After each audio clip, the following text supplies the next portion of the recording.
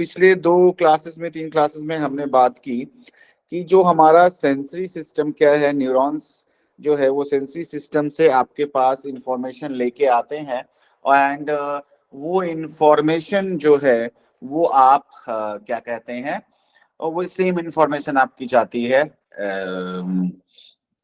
आपके ब्रेन में और वो प्रोसेसिंग होती है। इंफॉर्मेशन ले जाने वाले जो न्यूरॉन्स हैं उनको हम मोटर सेंसरी न्यूरॉन्स या इफरेंट न्यूरॉन्स बोलते हैं, और जो लाने वाले हैं उनको अफरेंट न्यूरॉन्स एंड और इफरेंट क्या कहते हैं, अफरेंट न्यूरॉन्स या मोटर न्यूरॉन्स बोलते हैं। ठीक, न्यूरो जो जो न्यूरल सेल है उसके बारे में भी हमने बात की कि किस तरह से सेल, डेंड्राइट, एक्सॉन और ये जो होते हैं न्यूरॉन्स के, वो कैसे इंफॉर्मेशन को प्रोसेस करते हैं, एक्शन पोटेंशियल और डिफरेंट पोटेंशियल्स क्या होते हैं, वो हम लोगों ने डिस्कस किया। ठीक है, तो अब सेंसरी एंड मोटर की बात आती है तो पहले हम सेंसरी इंफॉर्मेशन की बात कर लेते हैं। सेंसरी इंफॉर्मेशन में इसके बहुत डिटेल में नहीं जाऊंगा क्योंकि ये एमए का है, अभी हम थोड़ा सा और डिटेल में इसको समझेंगे क्योंकि एमए के लेवल पे आपको पढ़ाया जाता है, तो बाकी चीजें सारी की सारी मैं बताऊंगा जैसे बाकी उसने बताया है, लेकिन थोड़ा सा अगर आपने बिल्कुल भी नहीं पढ़ा, नहीं याद है, तो एक बार रिवीजन भी आप कर सकते हो। तो ये यूजुअली जो हमें समझना है वो समझने की जरूरत ये है कि ये जैसे हमारी आईज हैं, ठीक है, आई का स्ट्रक्चर दिया हुआ है, ये आई है, और यहाँ पे ये सेंसरी इंफॉर्मेशन जो कुछ भी हम देख रहे हैं, जैसे यही स्लाइड अगर आप स्क्रीन के ऊपर देख रहे हैं तो इसका एक आप कह सकते हो कि आपके जो रेटिना पे एक पिक्चर बनता है, और वो पिक्चर कैसा होता है, वो पिक्चर उल्टा बनता है, मिरर इमेज जिसको आप बोलते हैं, तो वो यहाँ पे उल्टी बनती है। और सपोज आप ट्रायंगल ये देख रहे हो यहाँ पे, तो ये आपके इस पे यहाँ पे इस तरह से बनेगी, इस तरीके से कि वो उल्टी इमेज बनती है, तो और उसको ब्रेन प्रोसेस करता है। अब इस प्रोसेस में क्या है, अगर आप देखें यहाँ पे आप देख रहे होंगे ये चीज दी हुई है ऑप्टिक नर्व, तो ये इंफॉर्मेशन यहाँ से आती है, ये ऑप्टिक नर्व। अब नर्व का मतलब क्या हो गया, आप समझ ही गए कि जो न्यूरॉन जो लेके इंफॉर्मेशन जा रहे हैं, तो ये ऑप्टिक नर्व ब्रेन को इंफॉर्मेशन लेके जाती है। आपको कल मैंने बताया था जो आपका नीचे की साइड में ब्रेन में ये हिस्सा होता है जिसको जो आपका ऑक्सीपिटल लोब वाला हिस्सा होता है, वहां पे इंफॉर्मेशन जाती है जिसको हम विजुअल एरिया बोलते हैं। तो ये चीज हमें समझनी होगी। अब इस प्रोसेस के दौरान क्या होता है, ये जो चीजें आप देख रहे हैं that is a physical energy actually, जो भी आप लाइट, साउंड, जो भी आप देखते हैं, ठीक है। एंड अब ये जो एनर्जी है ये कन्वर्ट हो जाती, फिजिकल एनर्जी इस आईज के थ्रू आपके आपके ब्रेन तक पहुंचती है। लेकिन before reaching to the brain, as we know कि ब्रेन के अंदर जो भी प्रोसेसिंग होती है वो सारी केमिकल प्रोसेसिंग होती है, तो इस एनर्जी को चेंज होना पड़ेगा इन केमिकल फॉर्म। तो अब वो कैसे होता है, वो जैसे आपने पढ़ा भी होगा कि जब आपने क्लास रॉड एंड कोन्स होते हैं हमारी आईज में यहाँ पे, जो इंफॉर्मेशन को रिसीव करते हैं। रॉड एंड कोन जो फोटो सेंसिटिव होते हैं, यानी कि लाइट सेंसिटिव होते हैं, वो इंफॉर्मेशन को लेते हैं, और वो इंफॉर्मेशन कुछ जो यहाँ पे चेंजेस करती है, जिसको हम किस प्रोसेस को आपको ये समझना होगा कि जो फिजिकल एनर्जी है ना, जब वो कन्वर्ट हो जाती है आपका, आप ये कह सकते हैं यहाँ पे इलेक्ट्रिकल एनर्जी में इलेक्ट्रिकल चेंजेस आते हैं केमिकल की वजह से। तो जब ये चेंज का प्रोसेस है, इस प्रोसेस को हम ट्रांसडक्शन बोलते हैं, है ना। अगर आपने नहीं पढ़ा है तो पढ़ें, और किसी भी जनरल साइकोलॉजी की बुक उठा लेंगे, वहां पे मिल जाएगा। तो अब मैं इसके डिटेल में बहुत वैसे नहीं जा रहा हूँ। ये है आपका ये क्या कहते हैं, आइस के ऊपर ये लेंसेज हैं, ये आइरिस है, ठीक है, ये कैलरी बॉडी जो इसको होल्ड करके रखते हैं आपको एक जगह के ऊपर, ठीक है। ये कॉर्निया है, कई बार कॉर्निया में प्रॉब्लम आती है, हमें पता है। तो स्क्लेरा, इस पार्ट को स्क्लेरा बोलते हैं, जो इसको कवर करके ये रखा हुआ है यहाँ पे, है ना। ये फ्लूइड होता है जिसको कोराइड बोल रहे हैं हम, और ये पीछे के हिस्से को हम रेटिना बोलते हैं, यहाँ पे जहाँ पे इमेज बनती है रेटिना के ऊपर, ठीक है। तो इसको हमें ये समझना पड़ेगा। तो आईज का काम क्या है? Eyes convert the light energy into a neural code understandable to our nervous system. क्योंकि हम ऐसे नहीं समझ सकते, आईज जब तक कन्वर्ट नहीं करेंगी चीजों को।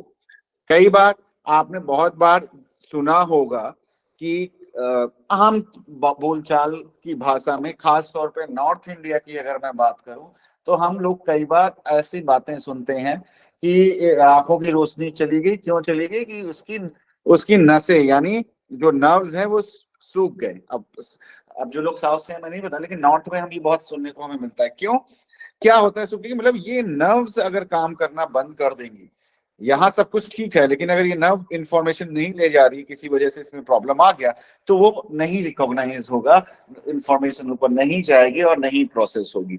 ठीक है, तो अब ये चीज हमें समझना जरूरी है। तो अब ब्रेन को इंफॉर्मेशन प्रोसेस करने के लिए लाइट एनर्जी को, जो हम ये बात कर रहे हैं, लाइट एनर्जी को न्यूरल कोड में चेंज हो। न्यूरल कोड क्या है? कि जो ब्रेन समझ सके जिन चीजों को। ठीक है, इतना क्लियर समझ में आ रहा है?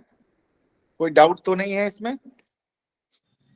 सो ब्रीफली मैं यहाँ पे आपको ब्रीफली इन सारे चीजों के बारे में आपको बता रहा हूँ। The human eye structure and function. Cornea is the transparent layer through which the light rays enter the eye। तो कॉर्निया क्या है? ये हिस्सा है सबसे आगे का। ठीक है, इसके थ्रू लाइट इंटर करती है आपके आईज में। pupil is an opening in the eye just behind the cornea through which the light rays enter in the eye। it widens in dim light and constrict in the bright light। अब pupil क्या करते हैं? करती है कि जब रोशनी कम है तो वो बड़े होने की कोशिश करते हैं, आंखें खुल जाती हैं, है ना। और जब क्या कहते हैं, जब वो लाइट बहुत ज्यादा होती है तो हम उनको सिकोड़ लेते हैं, जिससे कम, क्योंकि वो लाइट ज्यादा है हमारे लिए। अगर बहुत तेज रोशनी आपकी आंखों के ऊपर आ रही है तो अपने आईज की जो ओपनिंग है उसको कम कर लेंगे, और जिसकी वजह से रोशनी कम आएगी, आपकी आंखें एडजस्ट कर लेती हैं। Iris is the coloured part of the I, adjust the amount of light that enters by constricting and dilating the pupil। अब आइरिस क्या है? जब आप देखते हैं ना, जिसको आप बोलते हैं किसी की आंखें भूरी हैं, किसी की काली हैं, किसी की नीली हैं, दैट काइंड ऑफ थिंग। सो वो जो कलर देता है, जो कलर पार्ट होता है, उसको हम आइरिस बोलते हैं। तो जो लाइट अल्टीमेटली वहां पहुंचती है, तो उसको फोकस पे फोकस करना, उसको कम ज्यादा करना, वो सारे काम वहां पे होते हैं। तो lenses is covered structure behind the pupil bends light rays focusing them on the retina। अब ये क्या होता है? ये आपके लेंसेज हैं। यहाँ पे जो आईज आपकी थी उसके पीछे लेंस होते हैं। अब ये लेंस यहाँ पे फोकस करते हैं। अब देखो क्या होता है कि अगर आप लोगों ने कभी कैमरा देखा ही है, मतलब नॉर्मल वैसे कैमरा देखा है, तो उसमें भी सारे यही फंक्शन होते हैं। लाइट को कैसे कम करना है, शटर कितनी देर की स्पीड से खुलेगा जिससे मिनिमम लाइट जो रिक्वायर्ड है उतनी ही आए उसके अंदर। तो ये सारी चीज सिमिलरली हमारी आईज में भी क्या है कि कई बार जब आप कोई चीज को बहुत पास ले आते हैं तो आपको क्लियर नहीं दिखती है, तो आपको क्या करना पड़ता है? आप उसको थोड़ा दूर रख के आप अगर आपके हाथ में पेन पेंसिल कुछ भी है, अगर बिल्कुल आंख के पास आप लेके आते हैं, अपने नोज से टच करा लें और उसको देखने की कोशिश करें, तो उसकी क्लियर इमेज आपके लेंस नहीं बना पाएंगे ऑन रेटिना, तो आपको बहुत क्लियरली नहीं दिखाई देगा। ठीक है, तो टू फोकस ऑन दैट आपको एक सर्टेन डिस्टेंस पे उसको रखना पड़ेगा, then only you can see. ठीक है, अब ये लेंस जो है, अगर इसमें कुछ तब्दीली आती है, यानी कुछ चेंजेस होते हैं जैसे इसके अंदर, तो उससे क्या होता है, जो चश्मा लग जाता है हम लोगों को, उसकी वजह से होता है कि वो नहीं फोकस कर रहा है प्रॉपरली, क्योंकि या तो ये फैल गया, थोड़ा सा टाइट हो गया, जो भी चीजें हैं पास है दूर की नजर के अकॉर्डिंग। तो उससे क्या होता है कि चश्मा आपको क्या करता है, या लेंसेज जो कई बार हम लोग यूज करते हैं, तो वो क्या करते हैं, वो फोकस करने में आपको हेल्प करते हैं, आपको क्लियर दिखता है। ठीक है, तो ये फंक्शन आपका होता है। और जब यहाँ पे फोकस होता है तो वो फिर वहां से कन्वर्ट होना शुरू हो जाता है। तो अब यहाँ पे हम अगर देखते हैं क्या होता है, एंटीरियर चैम्बर की बात करेंगे, vitreous humour on clearly muscles. So anterior chamber ये जो अंदर का हिस्सा है, ठीक है, इंटीरियर एक्सटीरियर की हम बात करें, is filled with aqueous humour, यानी यहाँ पे ह्यूमर में फ्लूइड होता है। It removes waste product of lens maintain intra ocular pressure and shape of the eye. तो वो प्रेशर मेंटेन क्या करता है, जिससे ये आई का शेप जो है वो अंदर प्रेशर मेंटेन करके रखता है कि शेप बना रहे। कई बार क्या होता है, कई बार जिस कुछ कुछ प्रॉब्लम्स में, बीमारियों में, या किसी को शुरुआत से ही क्या होता है, आप देखोगे उनका आई बॉल जो है बहुत बाहर निकला हुआ है, ये बहुत अंदर गया हुआ है। तो क्या है, ये सब प्रेशर की वजह से होता है। अगर प्रॉपर प्रेशर मेंटेन नहीं है तो प्रॉब्लम्स होती हैं। And vitreous humour is transparent jelly-like tissue fill eyeball behind the lens, and its pressure helps to keep retina in place। यानी कि जो ह्यूमर है, आप बात करें यहाँ पे, कहीं पे यहाँ पे रहता है, जो जो फिल करके रखता है, जो आपके आईज के जो क्या कहते हैं, सॉरी यहाँ पे नहीं, ये तो आपका रेटिना हो गया, ये बात कर रहे हैं लेंसेज की। तो ये यहाँ ये लेंस आपका है, तो इस लेंस के जेली लाइक मेजर होता है, जो इसको क्या रहता है, ये प्रेशर से रेटिना को इन प्लेस रखता है, ठीक है। And ciliary muscles adjust the shape of lens to focus on nearby object और प्रोसेस कॉल्ड एकोमोडेशन। तो ये जो मसल्स हैं, है ना, ये आप ब्लू कलर का यहाँ पे आप देख पा रहे होंगे। तो ये जो मसल्स हैं, इनका काम क्या होता है, ये इसको क्योंकि लेंस को फोकस होने के लिए जरूरत है। अब आप दूर का देख रहे हैं तो आपको अलग आपके लेंस को उसके हिसाब से एडजस्ट करना पड़ेगा, पास का देख रहे हैं तो उसके हिसाब से एडजस्ट करना पड़ेगा। तो इस काम में जो हेल्प करता है वो ये सिलियरी मसल्स जो हैं, ये आपको हेल्प करती हैं उसको एडजस्ट करने के लिए। तो ये उनका काम होता है। And then the human eye are structure and function. So retina क्या करता है, is a light sensitive layer of the back of the eye, layer at the back of the eyes where light signals are converted into electrical signals, जो मैंने बोला था। और इसी process को यहाँ लिखा है या नहीं लिखा, I don't know, transduction process बोलते हैं सारी सेंसरीज। तो अब यहाँ पे ये रेटिना आपका है, यहाँ पे बेसिकली रॉड कोन्स होते हैं जो लाइट सेंसिटिव होते हैं, और जब उनमें लाइट पड़ती है तो उसके अंदर चेंजेस आना शुरू होते हैं, और वो केमिकल चेंजेस आपको ऑप्टिकल नर्व में क्या कहते हैं, जो चेंजेस होते हैं वो कन्वर्ट करते हैं इलेक्ट्रिक सिग्नल्स को, और सॉरी जो लाइट सिग्नल्स हैं उनको कन्वर्ट कर देते हैं नर्व इम्पल्स में। अब नर्व इम्पल्स क्या है वो मैंने आपको ऑलरेडी बताया हुआ है। तो इलेक्ट्रिक सिग्नल्स हो जाते हैं, क्योंकि सोडियम आयन गेट्स ओपन हो जाएंगे, इंफॉर्मेशन आगे जाएगी, ठीक है। तो एंड देन इस पे यहाँ पे क्या चीजें होती हैं, rod cones and fovea, sensory receptors for vision function best in dim light, ठीक है। कहाँ पे रॉड क्या कब ज्यादा बेहतर काम करते हैं, जब डिम लाइट होती है। Cones sensory receptor for sensation of colours, ये कलर्स को करता है। Function best in bright light, तो कलर आप ज्यादा बेहतर, आप अपने आप को भी अगर देखें तो कलर लाइट है तो आप ज्यादा बेहतर तरीके से कलर को रिकॉग्नाइज कर सकते हो। डिम लाइट है तो नहीं। तो लेकिन डिम लाइट में रॉड्स एक्टिव होते हैं और कोन्स एक्टिव होते हैं आपके क्या कहते हैं, ब्राइट लाइट के अंदर। तो अब फोबिया क्या है, is the centre of the retina where cones are highly concentrated, जहां पे कोन्स बहुत ज्यादा होते हैं। ये फोबिया, ये एरिया जो है आपका फोबिया है, जहां पे कोन्स बहुत ज्यादा होते हैं, है ना। तो अब कोन्स से फायदा, ये क्या कहते हैं, फोबिया पे क्या होगा, कोन्स बहुत ज्यादा है तो अगर फोबिया पे पिक्चर बन रही है तो क्लियर पिक्चर बनेगी, ऐसे आपको समझना पड़ेगा, ठीक है। क्योंकि फोबिया पे फोकस कर अगर होता है, अगर वहां पे पिक्चर बनती, तो जैसे आपके फोन का कैमरा होता है कि आप उसकी ब्राइट लाइट को एडजस्ट कर सकते हैं, आप उसको फोकस कर सकते हैं। दो मोस्ट ऑफ द कैमराज में क्या होता है, ऑटोमेटिकली नहीं होता, ऑटोमेटिक होता है जो आपका फोकस का फंक्शन होता है, कैमराज में भी होता है, आप मैनुअली भी एडजस्ट कर सकते हैं। तो ये जो एरिया है, तो अपनी आईज, अगर आपको बहुत क्लियर पिक्चर चाहिए तो यहाँ पे कहीं ना कहीं आपको जब यहाँ पे फोकस होगी आपकी इमेज तो आपको बहुत ही क्लियर पिक्चर बनेगी। Then optic nerves carry visual information to brain via electrical signals, मैंने आपको बताया ये ऑप्टिक नर्व जो इंफॉर्मेशन ले जाती है। Blind spot is the point in the like blind in the back of the retina through which the optic nerve exit eyes. This exit point has no rod and no cones. तो अब ये area ऐसे जो exit point है यहाँ पे ना तो रॉड है ना तो कोन्स है, ओनली ऑप्टिक नर्व्स है। तो अगर यहाँ पे कुछ फोकस होता है तो कोई पिक्चर नहीं बनेगी, नहीं दिखेगा, आप नहीं देख सकते उस चीज को, इसीलिए इसको हम ब्लाइंड स्पॉट बोलते हैं। Sclera is an opaque tough protective outer layer which provide form and protection। तो ये बाहर की जो लेयर है वो फॉर्म एंड प्रोटेक्शन आपको प्रोवाइड करती है। Choroid is the central layer between the retina and sclera which provide nourishment to the outer layer of the retina via blood vessels। और यहाँ पे क्या होता है, ये जो इसके बीच में अगर आप हिस्सा, ये व्हाइट वाला पार्ट के बीच में देख रहे हैं, यहाँ पे नर्व्स होती हैं। कई बार क्या होता है आईज रेड हो जाती हैं क्योंकि वहां पे आईज में आपको ब्लड फ्लो होना शुरू हो जाता है ज्यादा।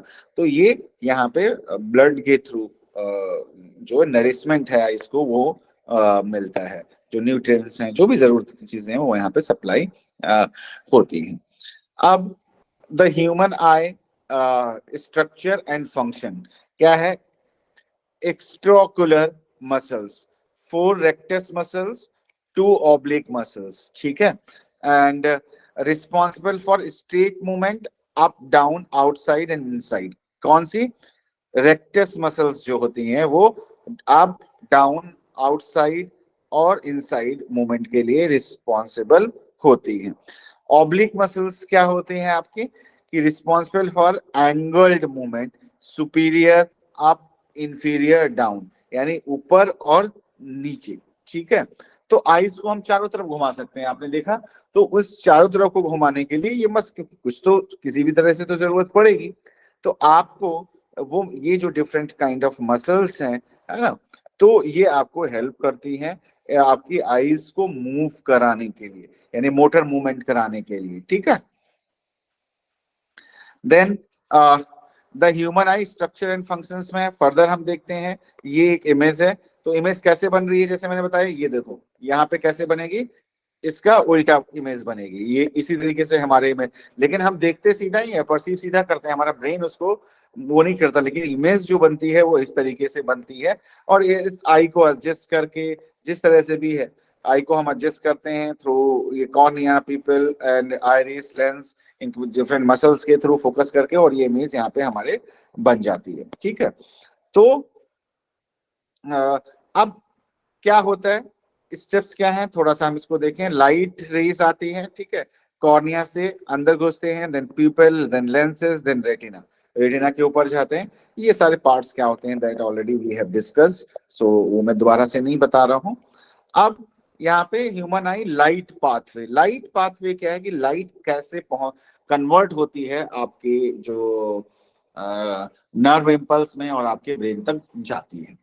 तो अब रॉड, ये है, ये वाला हिस्सा अगर आप देखें, इसको हम बोलते हैं पिगमेंटेड लेयर्स है।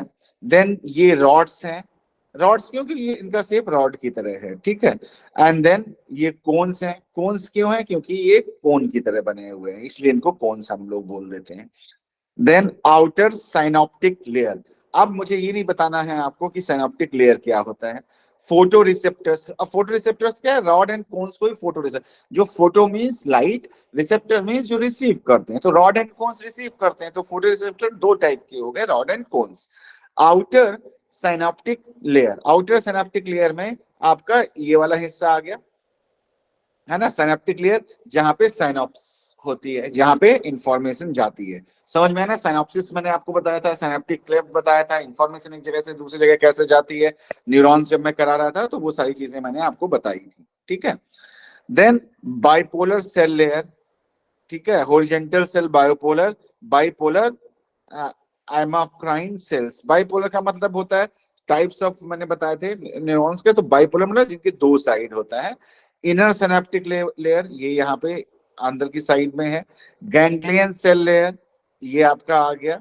एंड ऑप्टिक नर्व, ये आपकी ऑप्टिक नर्व आ गई, ठीक है। रेटिना ब्लड वेसल्स, इसी में ये रेटिना की ब्लड वेसल्स हैं जो उसको ब्लड की सप्लाई करती हैं, यानी न्यूट्रिएंट्स जिसके थ्रू सारा कुछ पहुंचता है। और ये सारी प्रोसेस होके यहाँ पे क्या nerve impulse propagate along the optic nerve की जाती फॉर ऑप्टिक डिस्क। सो यहाँ से इंफॉर्मेशन आते हुए ये यहाँ से ऑप्टिक नर्व के थ्रू आपके ब्रेन में पहुंचती है। ठीक है, ये हिस्सा जैसे ये वाले हिस्से है उसका दिया हुआ है और फिर ये यहाँ से निकल जाती है। ठीक है, तो क्या है, लाइट पेनिट्रेट्स रेटिना, मैंने आपको पहले बताया रेटिना पे आते हैं। रॉड एंड कोन ट्रांसड्यूस लाइट, इसी को ट्रांसडक्शन बोलते हैं, है ना। ट्रांसडक्शन मैंने बताया था ना आपको, transduce light into action potential. Action potential मैंने बताया है आपको। आप में से अगर किसी ने वीडियो नहीं देखा है तो प्लीज देख लो, कल मैंने लिंक भेज दिया था, लाइव स्ट्रीम जो भी चीजें जो भी है। आज का मैं लाइव स्ट्रीम नहीं कर रहा हूँ, तो देखते हैं, होगा तो डाल दूंगा, नहीं तो क्योंकि सारी क्लासेस का नहीं करूंगा, क्योंकि ऐसा ना हो कि पता चला आप क्लास में आना बंद कर देंगे, कर देंगे, सिर्फ आपको लगे कि वीडियो देख के काम चल जाएगा, तो ये वीडियो नहीं मिलेगा आपको, है ना, ये लाइव नहीं है। Then rod and cones excite bipolar cells को एक्साइट कर देते हैं। मैंने आपको बाइपोलर सेल्स क्या होता है बताया, यहाँ पे ये सेल्स हैं आपके, है ना, सॉरी ये वाले सेल्स हैं ये पार्ट। ठीक है, bipolar excite ganglion cell, axon of ganglion cells from optic nerve leaving the eyeball, है ना, जो ब्लाइंड स्पॉट से होते हुए बाहर निकलती है, to thalamus and then primary visual cortex, है ना। थैलेमस को हमने बताया था रिले सेंटर, बहुत सारी इंफॉर्मेशन को रिले करता है आपका। ठीक है, तो अब ये विजुअल प्राइमरी कॉर्टेक्स ब्रेन के अंदर, जो मैंने कल बताया था कि प्राइमरी कॉर्टेक्स जब हमने ये ब्रेन का हिस्सा दिया था, तो ये वाला जो पीछे का हिस्सा था ये यहाँ पे आपका विजुअल उसके लिए रिस्पॉन्सिबल होता है, जिसको हम ऑक्सीपिटल लोब बोलते हैं, वहां पे प्राइमरी कॉर्टेक्स में आपका चला जाता है। ठीक है, ये यहाँ तक कोई डाउट तो नहीं है आप लोगों को? Any doubt from anyone? क्योंकि आप नहीं पूछोगे तो बताना मुश्किल होगा, अगर आप पूछेंगे क्योंकि थोड़ा सा हो सकता है, और ये चीजें आप लोगों ने एमएमए किया हुआ है, आई डोंट नो, मतलब अगर नहीं किया है तो आपको करना पड़ेगा अभी। तो मैंने आपको बताया, तो अगर इसमें से आपको कुछ पूछना है, कोई क्वेश्चन है तो आप मेरे से बताओ। No sir.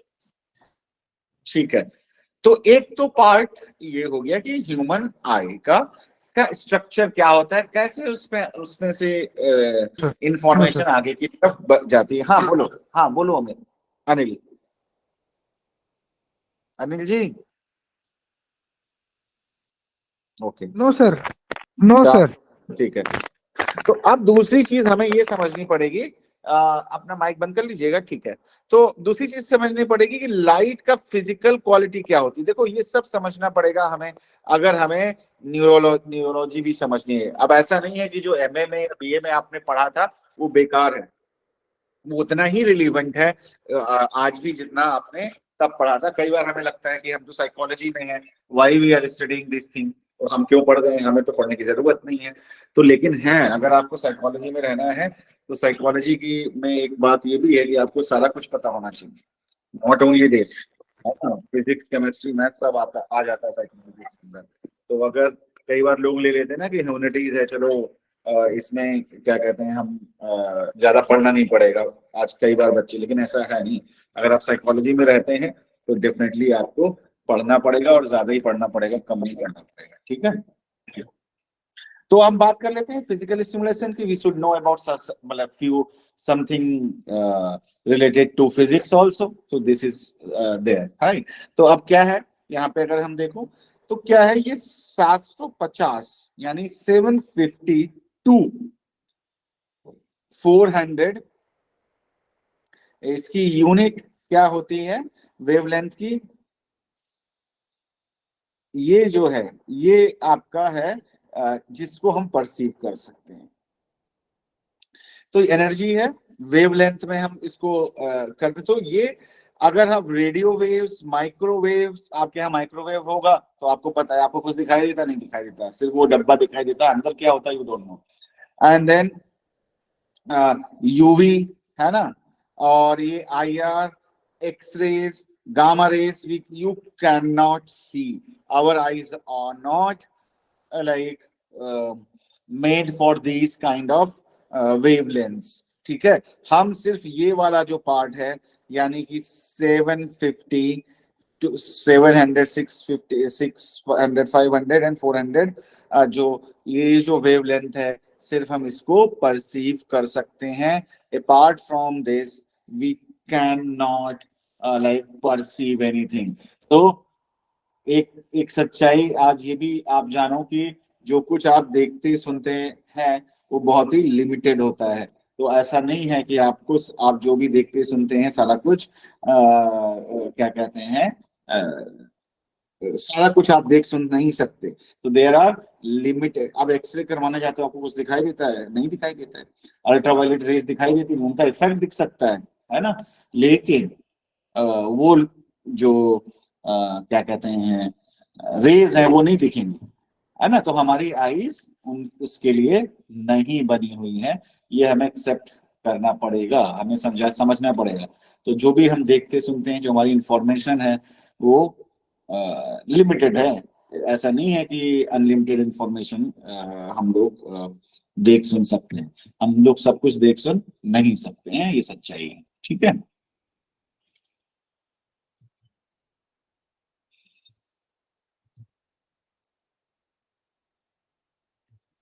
एक मिनट।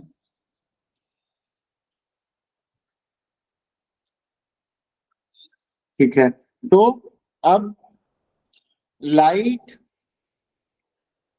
में the physical stimulation for vision, central physical properties of light contribute to our psychological experience of vision. Wavelength, the distance between successive peaks. अब wavelength किसको कहते हैं? यहाँ पे देखो, ये जो अगर फिजिक्स पढ़ी है किसी ने थोड़ा बहुत, तो ये जो डिस्टेंस है इसको हम वेवलेंथ बोलते हैं।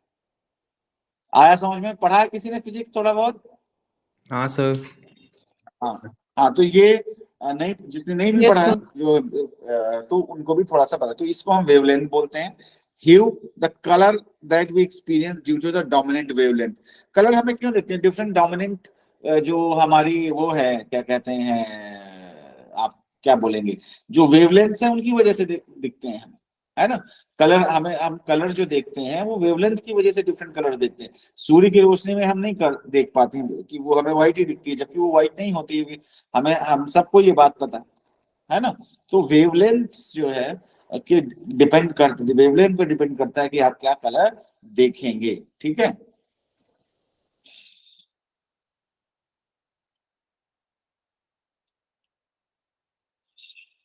तो अब आ गया brightness is the physical intensity of light. Physical intensity कितना? Saturation is the degree of concentration.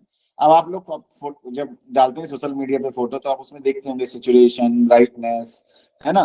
तो ये क्या है? सैचुरेशन मतलब बहुत रेड है तो और ज्यादा रेड, मतलब कॉन्सेंट्रेटेड है, हो गया, तो that is saturation. And equity, equity is जैसे हम बोलते हैं विजुअल एक्विटी, ये टर्म्स है, थोड़ा सा याद रखना पड़ेगा, है ना। इक्विटी क्या है कि कितना क्लियर कोई चीज आपको दिख रही है ना, कितना क्लियर दिखना आपको रहता है, उसी को हम एक्विटी बोलते हैं। Static visual acuity, ability to discriminate different objects when they are at rest. तो आप ability to differentiate different objects, क्योंकि डिफरेंशिएट करने के लिए जब तक क्लियर नहीं दिखेगा आप नहीं कर सकते। Dynamic visual activity, ability to resolve details when object and viewer is in motion. और कोई चीज चल रही है तो कितना क्लियरली दिख रही, जैसे आप पिक्चर हाल में मूवी देखते हैं, तो वो सारे क्या है, आपकी इक्विटी पे डिपेंड करेगा। अगर मूविंग ऑब्जेक्ट को प्रॉपर्ली आप नहीं प्रोसेस कर पा रहे हैं तो वो आपको क्लियर नहीं दिखेगा। Dark adaptation is the process through which a visual system increases its sensitivity to light when we move from bright light to the dim environment. जैसे आप मूवीज देखने जाते हैं या थिएटर में जाते हैं जहाँ पे अंधेरा है और बहुत लाइट से अंदर जा रहे हैं तो आपको कुछ नहीं दिखता, बट ग्रेजुअली जब धीरे धीरे करके थोड़ा टाइम गुजरता है तो आपको क्लियरली चीजें दिखना शुरू हो जाती हैं। उसी तरह से ब्राइट लाइट्स, जब अंधेरे से आप लाइट में जाते हैं तो आपकी आंखें नहीं खुलती हैं, क्योंकि आपका जो रॉड एंड कोन्स हैं they are not able to adjust, so it takes some time, like few minutes it takes. So अब क्या होता है कि आपकी आईज उसके अकॉर्डिंग क्या कहते हैं एडजस्ट करने की कोशिश करती हैं, ठीक है। तो आई मूवमेंट का रोल क्या होता है? Role in visual acuity. भाई मूवमेंट क्यों कराते हो आगे पीछे आईज का मसल्स का यूज करके? क्योंकि आपको पिक्चर या जो आप पढ़ रहे हैं बुक्स में वो क्लियर दिखे, है ना। Versions eyes move together at same direction, है ना। तो उसको हम वर्जन बोलते हैं। Versions the line of site for two eyes converge और डाइवर्स। कन्वर्ज एंड डाइवर्स मतलब क्या है? ये है आईज आपकी यहाँ पे आती हैं, है ना, ये तो एक पास आ रही है ना। एंड डाइवर्स का मतलब कि आपकी आईज इस साइड में जा रही, तो आप दोनों साइड, तो इस तरह से जो चेंजेस होते हैं उनको हम ये बोलते हैं आई मूवमेंट के अंदर, इस तरह की। And involuntary movement, involuntary movement क्या है? आपके इनवॉल्यूमेंट मूवमेंट का एक पलक झपकाना, आपका उस पर कोई कंट्रोल नहीं है। जैसे ही कोई चीज आपकी आंखों के सामने आती है, तेज हवा आती है, आपकी आईज बंद हो जाती हैं। Reason being they try to protect, and it is involuntary thing. And involuntary जो चीजें हैं वो मैंने आपको बताया है कहाँ से कंट्रोल होती है। I am not going to repeat it कि कौन सा नर्वस सिस्टम इसको करता है, ठीक। And saccadic movement, quick eye movement for one point of the fixation to another. Pursuit movement, smooth movement, tracking moving object. कि आप जो कई बार आप जब बच्चों को दिखाते हैं, बच्चे छोटे, अगर आपके घर में कभी फैमिली में है या आपके बच्चे हैं जो लोग मैरिड हैं, तो अगर आप उनको डॉक्टर के पास, पीडियाट्रिशियन के पास लेके जाते हैं इनिशियली उसमें, सो दे चेक इट। क्या करते हैं? बच्चे को लिटा दिया जैसे, और उसकी आईज है यहाँ पे, तो बच्चा अगर लेटा हुआ है तो उसके ऊपर से एक ऑब्जेक्ट या कुछ लेके जाते हैं, तो और वो चेक करते हैं कि आईज प्रॉपर्ली इधर मूव हो रही है कि नहीं हो रही है। सो this is kind of like assessment. तो वो उसको ट्रैक कर पा रहे हैं कि नहीं कर पा रहे हैं मूवमेंट को, या चीज फिक्स करके प्रॉपर्ली उसको देख रहे हैं कि नहीं देख रहे हैं। That is what they check, मतलब चेक किया जा सकता है इस तरीके से। डेफिसिट इन, क्या डेफिसिट हो सकते हैं? क्या? नियर साइटेडनेस, आपको पता है, can see nearby object clearly, can't see, है ना, can't see further object clearly, है ना। Image formed in front of the retina, stiffly curved cornea, eyeball too long, correction by the concave lens. यानी इसको हम myopia भी बोलते हैं, या ध्यान रखना है आपको। और ये छोटी छोटी इंफॉर्मेशन है, हो सकता है आपको लगे कि शायद इतनी मतलब की नहीं, लेकिन ये जरूरी है, ये जानना आपको एक अच्छे क्लिनिशियन होने के नाते कई सारी चीजें आपको जानना जरूरी है। क्योंकि बहुत सारे आई मूवमेंट के चेंजेस होते हैं आपकी, जब साइकोलॉजिकल कंडीशन जो है वो अफेक्ट कर सकती है।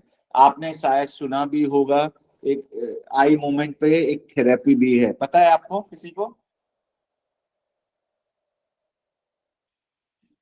सुना है किसी ने?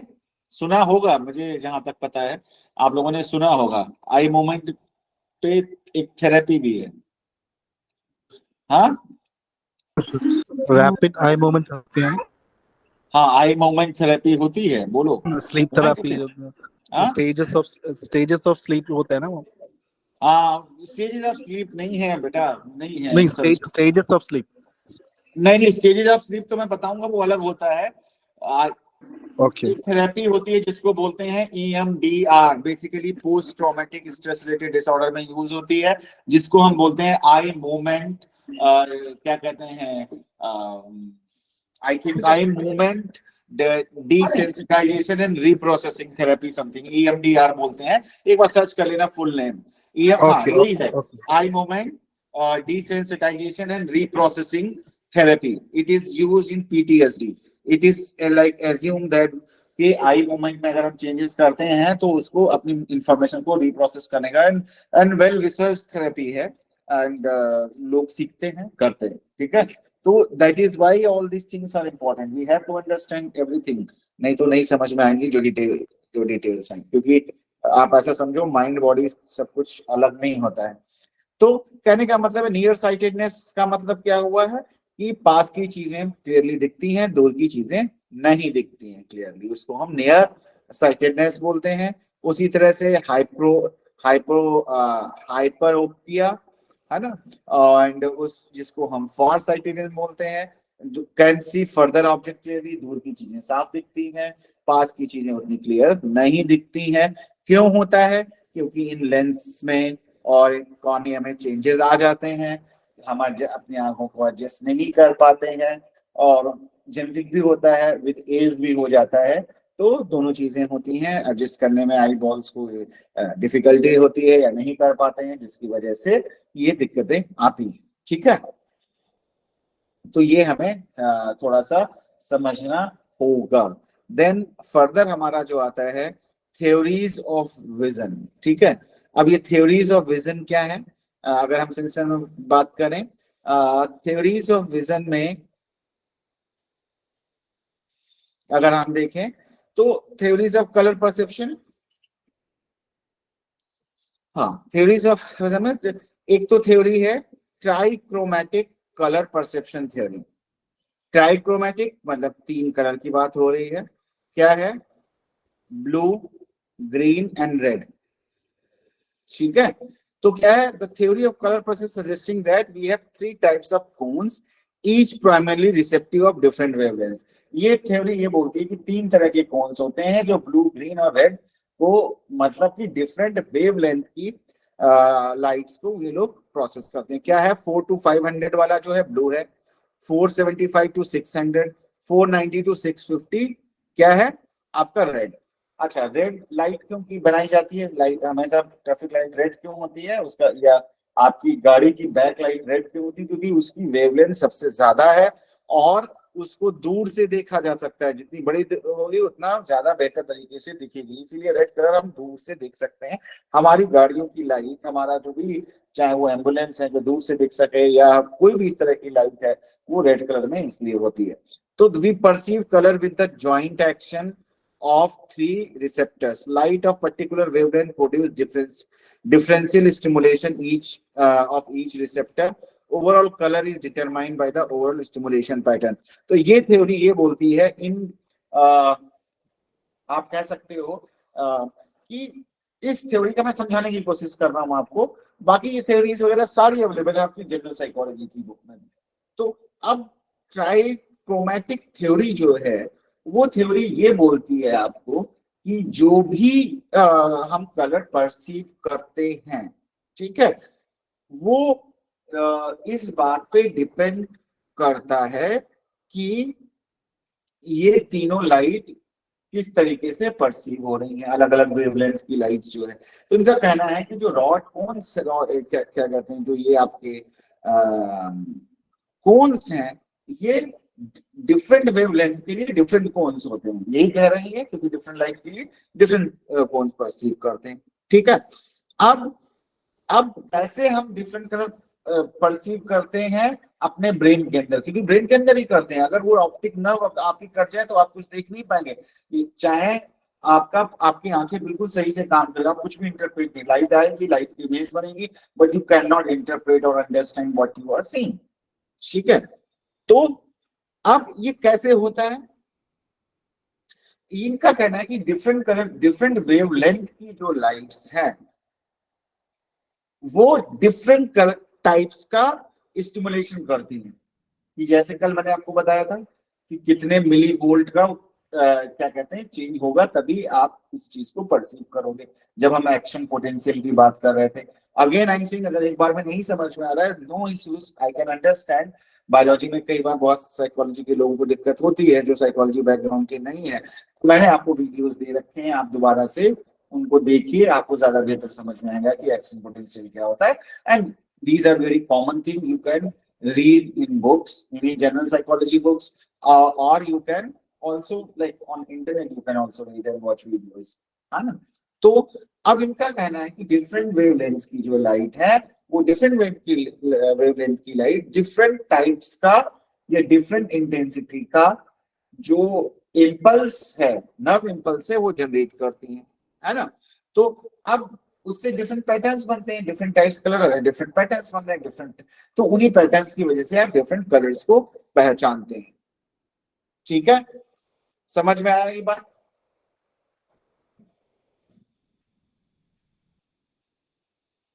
ठीक है, अब हम नेक्स्ट चलते हैं अपोनेंट प्रोसेस थ्योरी, है ना।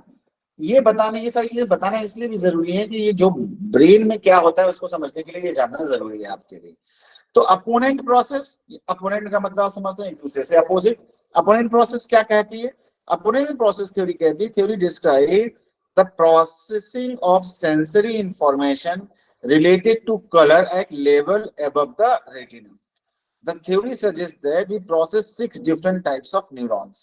अब ये कहते हैं कि भैया 6 अलग अलग तरीके के न्यूरॉन्स हैं, है ना, वो डिसाइड करते हैं क्या 6.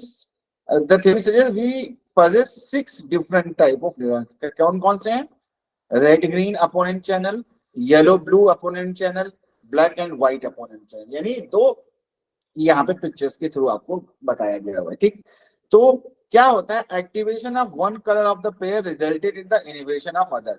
यानी अगर कोई ग्रीन कलर को परसीव कर रहा है तो वो जो रेड वाला चैनल है उसको सप्रेस कर देगा. अगर येलो वाला कर रहा है तो ब्लू को कर देगा, ब्लू वाला ब्लैक है तो व्हाइट वाले को सप्रेस करेगा. ये इन्होंने बताया. तो these are the you can say theories to understand, जो लोगों ने they try to explain it. जैसा मैंने बोला कि ब्रेन के बारे में बहुत कम चीजें हमें पता है. तो activation of one colour of the pair resulted in the inhibition of the other. For example, one perceives either red or green but never red is green or green is red.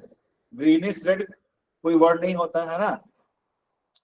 Yellow और green का mix हो सकता है. तो इसीलिए इन्होंने इस तरह की थ्योरी बनाई कि रेड और ग्रीन का एक चैनल है, येलो एंड ब्लू का है, ब्लैक एंड व्हाइट का है. तो ये अपोनेंट चैनल है जो इसको परसीव, अगर ये परसीव हो रहा है तो ये नहीं होगा, ये सप्रेस होना शुरू हो जाएगा. अगर ये परसीव हो रहा है तो ये सप्रेस होना, मतलब दोनों में से एक चीज सप्रेस होगी और एक चीज हम देखेंगे.